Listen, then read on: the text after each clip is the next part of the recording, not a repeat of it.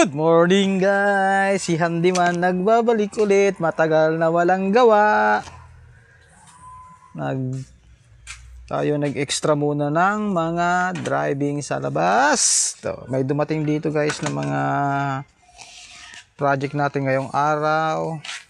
O yan, isang washing machine na ang sabi ng may-ari ay tabingi daw po. Ayan Ayan tabingi. Kung napapansin nyo, tabingi yun. Ayan, taas. Pag ganito po guys, ito malaki dito. Umiipit ko sa mga damit yan.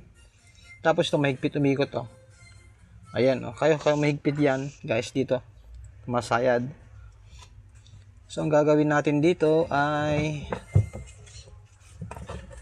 ang pinaka option natin dito, ilalagyan natin to ng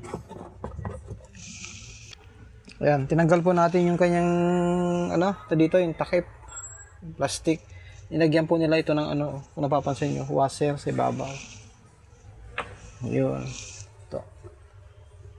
Tabingi po. Nakatabingi po siya. Tapos, meron tayo ditong isang rice cooker naman. Ito naman po ay hindi nag-o-off. Excuse me po. Hindi po siya nag-o-off to. Ayan. So, ang sira po nito ay ito po. Ayan. Maaring nag-stock. Hindi pa po ito nabubuksan. Ayan. Hindi pa yung nabubuksan. Kaya pa lang natin bubuksan lahat yan. Tapos ito naman, ayaw umandar. Ayan.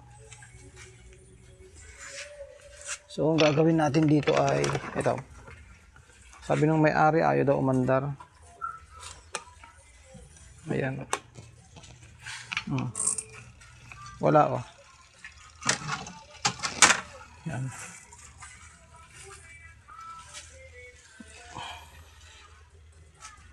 Yan, sa mga gustong manood mamaya, tapos i-upload ko na lang po mamaya sa ating channel at makikita nyo po kung anong naging sira ng mga ito. Ayan. Ayun, ayan. Okay, shout out po sa mga kaibigan natin dyan. Ayan, yan.